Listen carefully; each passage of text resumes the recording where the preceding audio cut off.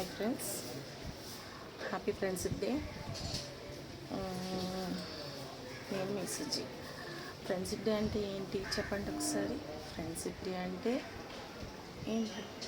గిఫ్ట్లు ఇచ్చుకోవడం, మనీ ఇచ్చుకోవడం, లేదా కలిసి పార్టీ చేసుకోవడం అలాంటిది కాదు ఫ్రెండ్షిప్ డే అంటే. ఫ్రెండ్షిప్ డే అంటే ఒకరి మనసుని ఒకరు అర్థం చేసుకొని తక్కువ ఒక్కో ఆడ మగ ఫ్రెండ్షిప్ చేయడానికి వయసు ఆడ మగ జెండర్ మనకి అవసరం లేదు. మంచిగా ఉండి మనం ఆదుకునే వాళ్ళే మన ఫ్రెండ్స్. మన ముందుండి మన వెనకట్ల గోతులు తవ్వే వాళ్ళు ఫ్రెండ్స్ కాదు.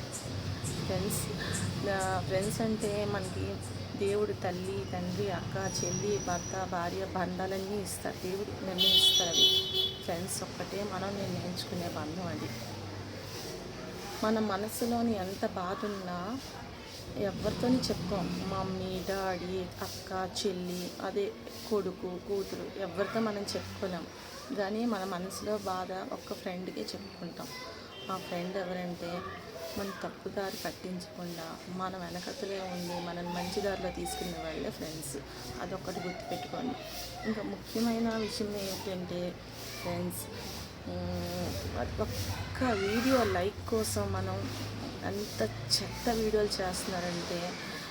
ఆడపిల్లలు ఇండివిజువాలిటీ ఓకే అమ్మ ఉండొచ్చు, కాదని ఎవ్వరు అనరు. కాకపోతే సమాజానికి ఒక మంచి మెసేజ్ ఇవ్వండి. అంతేగాని ఒక లైక్ కోసం మనల్ని మనం చెత్తగా చూపించుకునే అవసరం అయితే ఏమీ లేదు.